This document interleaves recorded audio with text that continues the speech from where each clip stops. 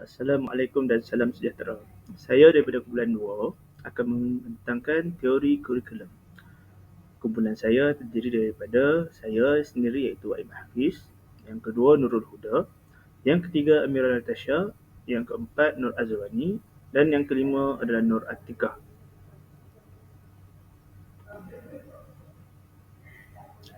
Baik, pengertian teori. Teori merupakan sesuatu yang menjelaskan tentang sebuah sistem mengenai bagaimana sesuatu fenomena beroperasi dan mengapa fenomena itu terjadi seperti itu. Johnson dan Christensen 2011. Stanovic 1992 telah memberi satu definisi tentang teori iaitu set konsep-konsep yang saling berkait yang digunakan untuk menjelaskan sebuah data dan untuk meramal keputusan kajian-kajian akan datang. Seterusnya, teori kurikulum. Konsep teori kurikulum terbahagi sebagai satu penyataan yang memberikan makna terhadap kurikulum. Ada 3 tugas utama teori kurikulum. Yang pertama, mengenal pasti masalah yang muncul dalam pengembangan kurikulum dan konsep yang mendasarinya. Yang kedua, menentukan hubungan antara masalah tersebut dengan struktur yang menyokongnya. Yang ketiga, mencari atau meramalkan pendekatan untuk menyelesaikan masalah tersebut. Seterusnya, teori pembelajaran. Konsep pembelajaran yang berlandaskan teori-teori pembelajaran masa kini boleh diklasifikasikan kepada 5 mazhab yang utama iaitu behavior, kognitif, konstruktivisme, sosial dan humanis. Seterusnya, teori pembelajaran merujuk kepada penjelasan tentang proses, prinsip dan hukum pembelajaran yang dihasilkan melalui kajian saintifik. Baik, seterusnya teori kurikulum terbahagi kepada 4. Yang pertama adalah teori disiplin mental, yang kedua teori fungsi, yang ketiga adalah teori kurikulum saintifik dan yang keempat teori kurikulum sekolah. Saya, Nur Azwani binti Abdul Kadir, seterusnya akan membentangkan teori kurikulum disiplin mental. Menurut teori ini, kuasa mental boleh dibangunkan menerusi banyak latihan seperti menghafal. Terdapat 2 andaian asas tentang pembelajaran dan kurikulum. Yang pertama, pembelajaran mesti dipaksakan. Justeru, dendaan patut dikenakan sekiranya matlamat pembelajaran hendak dicapai. Yang kedua, kawalan yang ketat perlu dilaksanakan ke atas proses pembelajaran. Dengan demikian, adalah diharapkan intelek pelajar akan bertambah maju peringkat demi peringkat. Bagi teori ini, pelopornya adalah William James dan Thorndike. Logiknya, psikologi indera akal mempunyai otot. Fungsi kurikulum, sekolah membina perkembangan otot. Kurikulum halusi perkembangan otot. Kandungan bagi teori ini ialah ianya meliputi semua ilmu untuk membina otot mental. Pembahagian tidak perlu kerana setiap orang dilahirkan dengan otot mental yang sama. Bagi reka bentuk dan perkembangan adalah tiada. Teori yang kedua, teori kurikulum saintifik. Menurut teori kurikulum saintifik, sekolah merupakan tempat untuk memproses input iaitu murid menjadi output yang bersedia memikul peranan dalam kehidupan. Oleh sebab itu, kanak-kanak diberi pendidikan untuk masa depan. Kanak-kanak perlu dibezakan mengikut kecerdasan untuk memberi latihan spesifik yang selaras dengan peranan mereka dalam masyarakat. Saya, Nurul Huda binti Othman. Seterusnya, pelopor Franklin Bobbitt, Frederick W. Taylor. Logik pengeluaran barang industri sekolah memproses input iaitu murid menjadi output yang bersedia memikul peranan dalam kehidupan. Fungsi kurikulum pendidikan untuk masa depan. Kandungan liputan disiplin ilmu yang sesuai menyediakan kanak-kanak melakukan aktiviti spesifik dengan betul. Pembahagian merujuk kepada orang yang berlainan dalam kelas sosial membezakan kanak-kanak untuk mempelajari aktiviti-aktiviti selaras dengan peranan mereka dalam kelas sosial masing-masing apabila dewasa. Darjah kecerdasan membezakan semua orang untuk diajar perkara yang selaras dengan takdir masing-masing.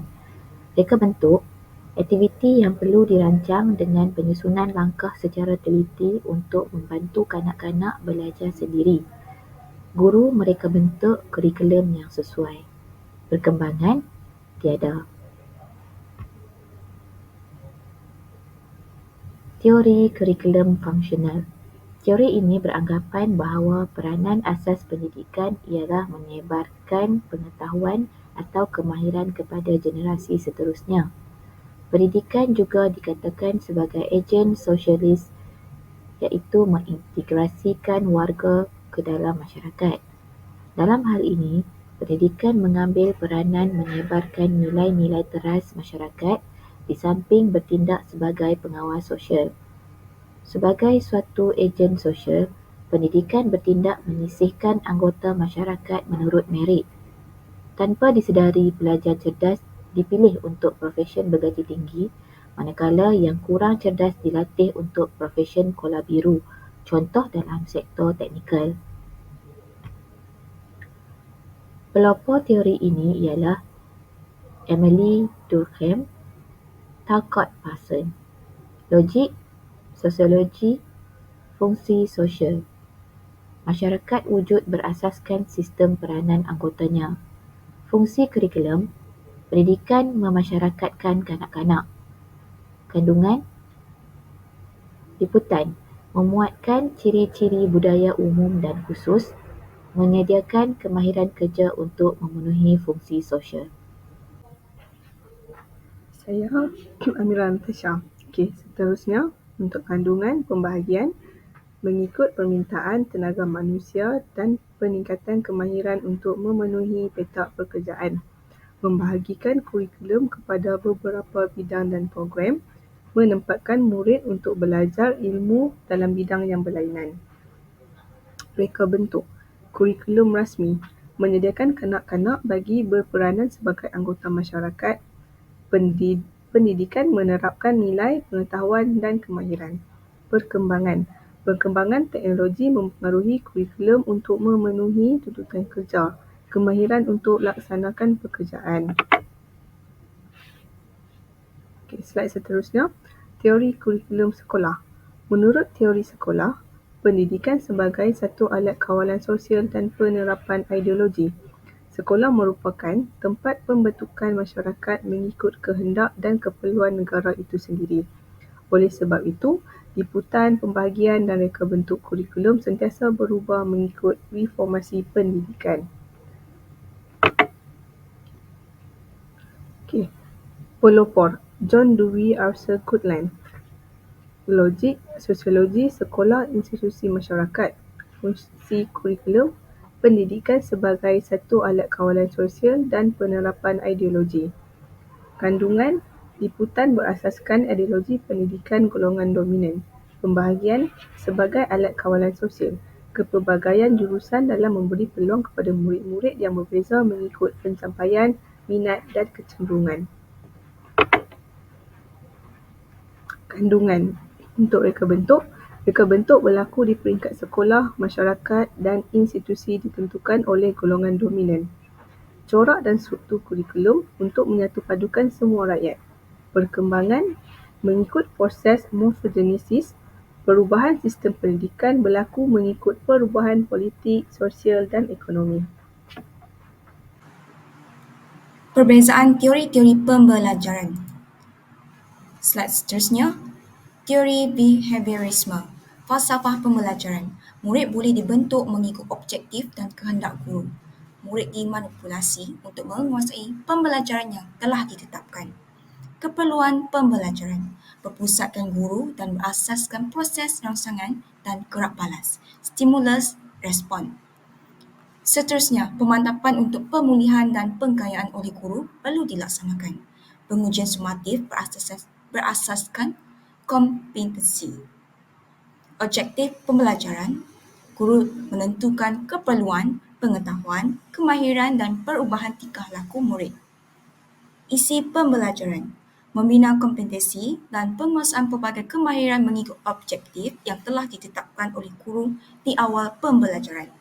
Penilaian pembelajaran terdiri pada dua, iaitu penilaian sumatif, pengiktirafan, dan kedua ialah penilaian formatif, iaitu peneguhan ataupun pemulihan.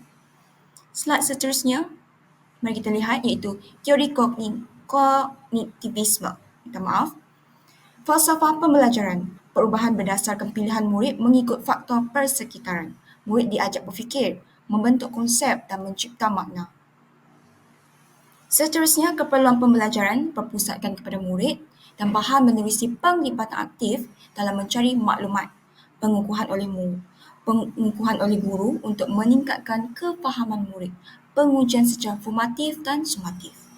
Objektif pembelajaran. Guru menyediakan rujukan, sumber pembelajaran dan keperluan. Murid mempelajari melalui inquiry. Isi pembelajaran. Murid belajar dengan membina dan menambahkan skema berdasarkan contoh yang dinyatakan oleh guru. Penilaian pembelajaran terdiri daripada dua, iaitu penilaian sumatif dan formatif, dan seterusnya iaitu kemahiran insaniah. Mari lihat ke slide seterusnya iaitu teori konstruktivisme. Falsafah pembelajaran, murid mempunyai kehendak dan keupayaan sendiri serta guru sebagai pemudah cara. Murid mengalami dan belajar untuk menyelesaikan masalah dalam situasi sebenar. Keperluan pembelajaran berpusatkan kepada murid menerusi pembelajaran berasaskan pengalaman dan keterlibatan. Pengukuhan diri menerusi membina pengalaman. Guru sebagai pemudah cara dan fasilitator yang menggerakkan murid. Pengujian adalah secara formatif. Objektif pembelajaran, murid menerima pengetahuan sendiri berdasarkan pengetahuan sedia ada dan pengalaman pembelajaran sendiri. Isi pembelajaran, pengetahuan mengenai topik dan isi pelajaran dibina sendiri oleh murid dengan bimbingan dan pemantauan guru. Penilaian pembelajaran iaitu penilaian formatif dan kemahiran insaniah. Sekian daripada kami. Assalamualaikum. Terima kasih.